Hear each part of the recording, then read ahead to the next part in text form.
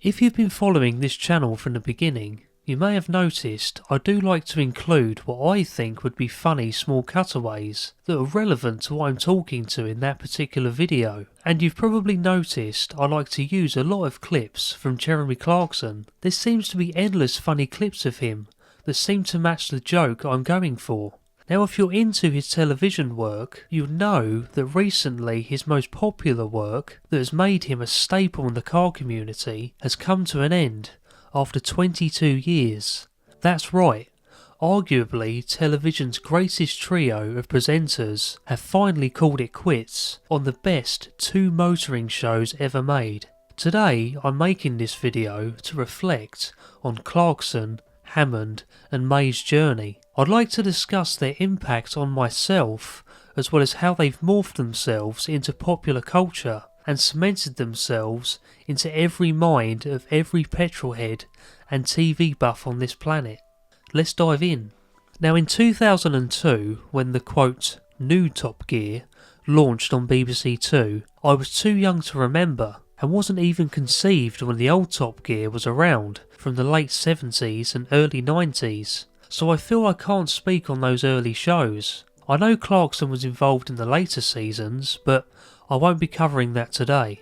I think if I remember back far enough, I started watching Top Gear back in 2004, and throughout my childhood I never missed an episode, thanks to what was called on demand back in the day. It was the early days of streaming, and my TV provider had Top Gear on there at the time. Also in the early 2000s, there was a TV channel here in the UK called Dave.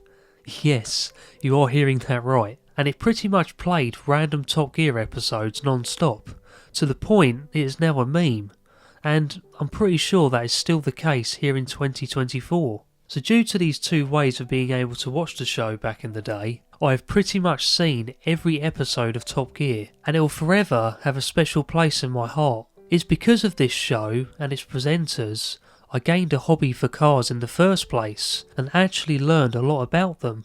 I remember when I was younger and was ill and had to have a sick day, all I would do was watch Top Gear, mostly the specials. My favourite will always be the USA special from, I believe, 2007. It was the first time we'd seen the boys cross the pond, and it didn't disappoint. Even though this show is heavily scripted, there's always moments that are off the cuff, like sabotaging each other's cars. They perhaps weren't the best guests to our friends across the pond, with their agendas on people's weight and way of life, and it may have looked that way if any American audiences watched the episode, but the thing is, that is British humour. We take the piss out of people we like.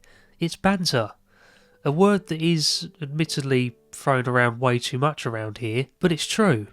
This also extends to the dialogue between the trio. This is what made their dynamic so iconic and lovable. On screen, they may rip the absolute piss out of each other, but when things get serious, they are there for each other, and that is the British way. Look how many times Hammond has been ribbed about the amount of crashes he has had, and his suspiciously white teeth, and short height, or James having no sense of direction, and being the slowest moving man in history. And yet when he finally drives as fast as he ever has, and crashes his Evo in the Grand Tour, look how concerned Clarkson and Hammond were. It's funny though, as I aforementioned, cars are a big hobby of mine, but the thing is, other than the specials I loved in Top Gear, was the news, and Conversation Street and the Grand Tour. Again, even though it was scripted, these segments were largely written by the trio. Again, because they knew each other so well at this point, they knew what would work, and would also spark an audience reaction. It also allowed the presenters to speak on behalf of UK drivers, when governments at the time were thinking about changes to laws or road taxes, etc., and generally air their opinions. Jeremy was most prone to this, and of course has landed himself in hot water various times over the years. I love the studio moments the most. The Cool Wall, Jeremy roasting random audience members, when they featured concept cars. I liked the car reviews too, depending on what car it was.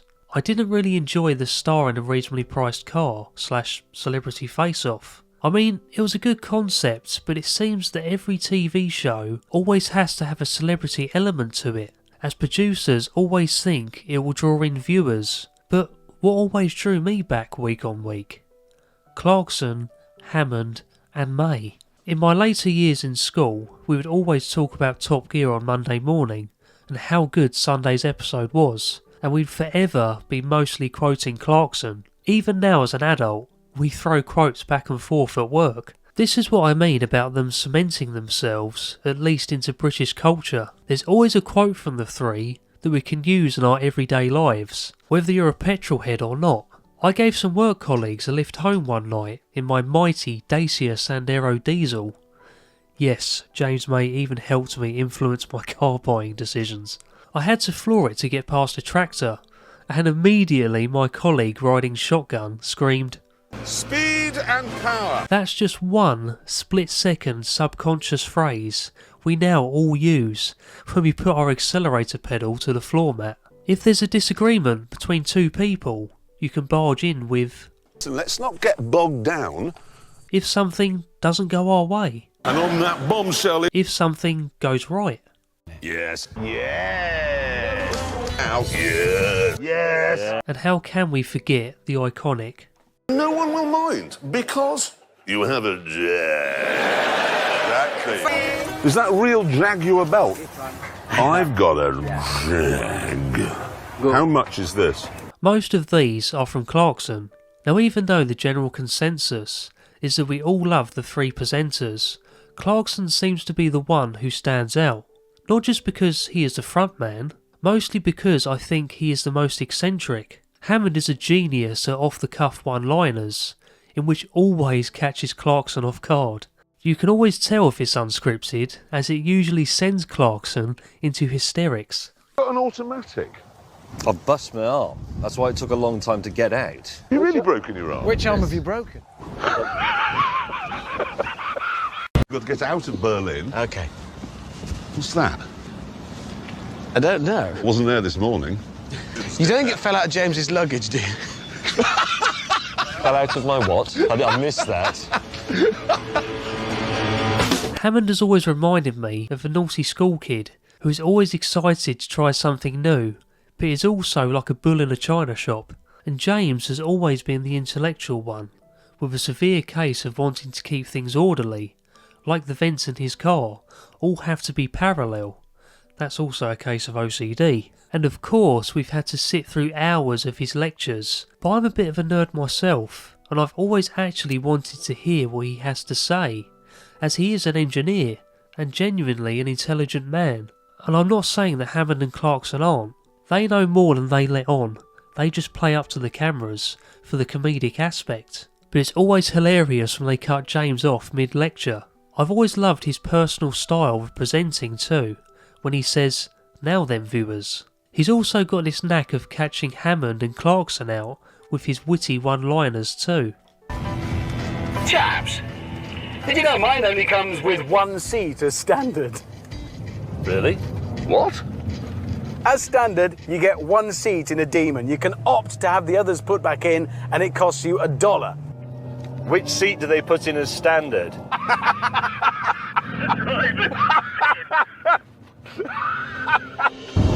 And to be honest, that's what I've always loved about these three. The way they present on camera one-to-one when driving in the cars. It's like they're talking directly to you, like an old friend. Clarkson also has a fantastic way of presenting serious topics, like when he was driving his Porsche in Patagonia, reflecting on a life event. But for one very good reason, it isn't dull to me. You see, back in 1994, I was living in London. I got a call one evening from my mum to say that my dad was desperately ill in a hospital in Sheffield and I needed to get there as quickly as possible. And I'd just taken a chicken out of the oven and I thought, well, I'll take that for my mum because she won't have eaten. Ran outside and I had a 9 to 8 on test that week. And when I arrived in Sheffield, the chicken was still warm and my dad was still alive. In fact, he died half an hour later.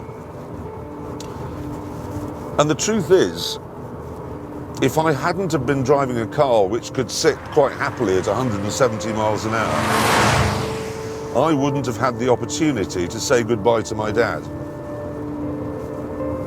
So as far as I'm concerned, the 928 is all right. There's no one else who can hit you with a story like that than Clarkson. When he gets serious, you know you have to listen, because usually he's just being an orangutan. His tribute to the Jaguar E-Type was so patriotic, it was one of the best showcases I've seen from the show, and it was just typical Clarkson.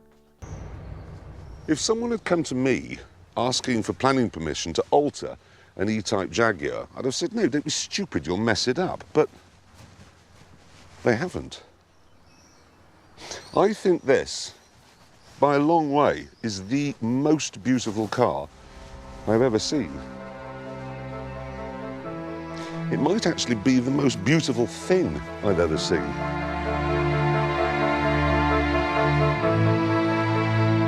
But this is more than a toy. It's a modern take on the E-Type Jag. And the E-Type, with the possible exception of Concorde, is almost certainly the last truly great thing Britain made. I think we should be more proud of it than we actually are. Its 50th birthday was marked by a small piece on page 16 of the Daily Telegraph, and I don't think that's right, which is why I've organised something a little more substantial. I've organised something which recognises that this is the soul, the spirit, the beating heart of all that we can be. The E-Type is not a plucky Brit that's happy to come home second. It would not be humiliated by Barcelona. It would not simply wave Sebastian Vettel by.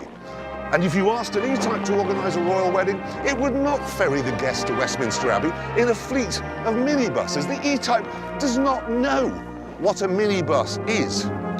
Every country has an icon. The great nation of France has the big brown pylon in the middle of Paris. Australia has a rock. The Belgians have a urinating infant. Well, this, I put it to you, is ours, our Jerusalem, our chariot of fire, the maypole around which the people of this funny little rock in the North Atlantic can gather to remind ourselves that once upon a time we really were as great as we think we are now.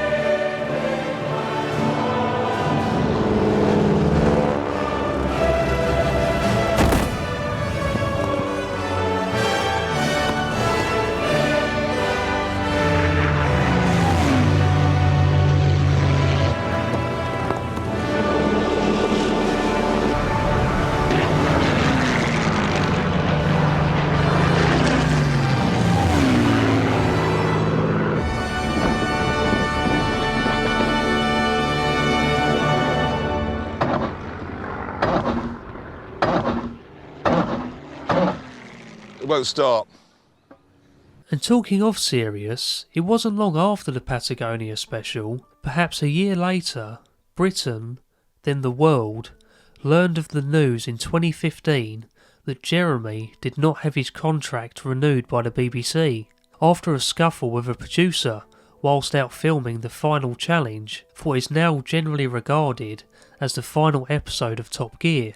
But it turns out this was a blessing in disguise. Like I aforementioned, despite the abuse they give each other, Hammond and May stuck by Clarkson like true friends and resigned their positions from the BBC to stick with Jezza, despite them being told by the BBC they could continue without him. To be honest, in Top Gear's later years, I noticed a change. I think budgets were getting smaller and the writing was getting sloppy, and the challenge episodes that were UK based or on the test track were getting stale. So that was when Amazon came to the rescue and allowed Andy Willman, the main executive producer, and Clarkson, Hammond and May to produce a new show in 2016 called The Grand Tour. Of course, Top Gear did go on to continue with new presenters and was officially axed by the BBC in 2023, but I won't be discussing that in this video. So the Grand Tour launched with a whole new look, completely different than the old aircraft hangars used for Top Gear. but it still felt familiar. The Grand Tour had a moving studio that changed location every week it aired, and a new test track, and a new team racing driver. Unfortunately, the Stig could not be crossed over to the new show, due to the character being a BBC asset. Can you believe also in the early days, they also tried to stop the presenters from using their iconic phrases? Eventually, the BBC did back down on this, but it really was a crazy time when they transitioned over to Amazon. The first season of the Grand Tour, in my opinion, was the weakest, but it was finding its feet. I felt the jokes aimed at James felt forced and almost too scripted, if that makes sense. They just didn't seem to flow that well. And I also don't think anyone liked the new test driver, dubbed the American. And I think they knew that, as the second season was full of references to that. Abby Eaton was a much better replacement for future seasons. The celebrity brain crash were funny to begin with, as I was actually pleased they got rid of the star in the reasonably priced car section. But even this got stale after maybe seeing it 3 times. The later seasons got the studio set up more refined, eventually staying in a static location on Clarkson's farm. In 2019, rather shockingly, Amazon decided to axe the studio aspect from the Grand Tour, in which absolutely devastated Clarkson. It was the first time I can remember seeing him cry on television. I think he really enjoyed the interactions with the audience and fans alike, and the way they said their goodbyes, I had a lump in my throat. I thought this really was the end of the series and the end of the trio. But their announcement was to say goodbye to the then 17 years of studio presenting. This was the restructure to turn the show into specials only episodes, in which did signal that the end was coming. These episodes did not consist of seasons, but rather standalone episodes that came out once or twice a year. I enjoyed most of the Grand Tour, but it still didn't feel like Top Gear. But all what mattered was that it was Clarkson, Hammond and May together again. And to be honest, I find the last special only episodes to be the most memorable. Amazon pretty much gave Andy Willman a blank cheque. I personally think the best episode and best thing they've ever done was the Columbia special. I could tell they genuinely enjoyed it and wanted to capture all the animals they were tasked to photograph. The funniest moment I've seen involving all 3 of them has to be the Waxworks Museum in Eurocrash. Oh, there's a...